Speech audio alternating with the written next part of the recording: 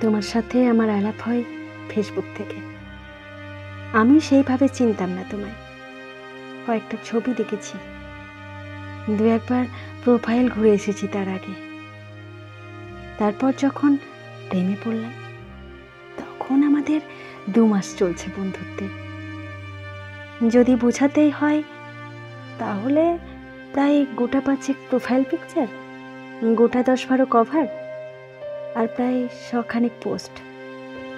এই ছিল আমাদের সম্পর্কের টাইমলাইন। তুমি ছেড়ে গেছো যে কদিন হলো, তারও একটা টাইমলাইন আছে। গোটা 3 প্রোফাইল পিকচার, গোটা কয়েক কভার, ধরে নাও গোটা 50 পোস্ট। কি অদ্ভুত ভালোবাসা ছিল আমাদের। ছেড়ে যাওয়া, থেকে যাওয়া, টাইমলাইন সব কিরকম পাল্টে যায়।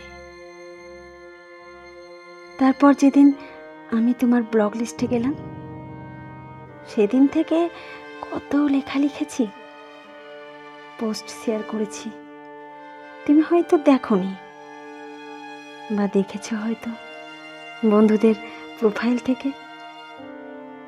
আচ্ছা, কখনো ভেবে দেখেছো একসময় কত পরিচিত ছিলাম আমরা, আর এখন আমরা চিনি না একে অপরকে? এই সুবিধাটা ফেসবুক আমাদের দিল।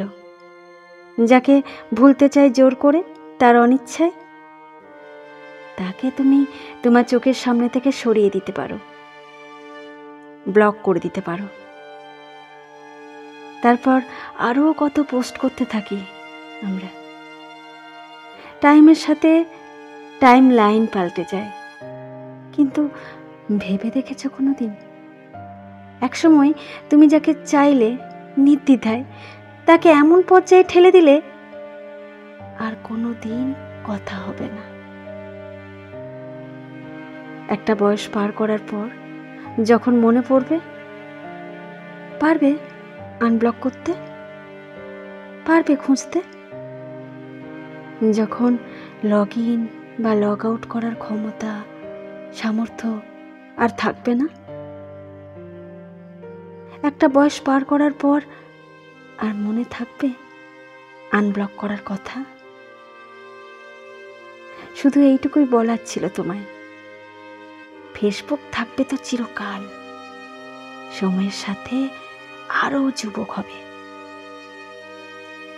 আমরা কিন্তু এই জগতেই পুরনো হতে থাকব।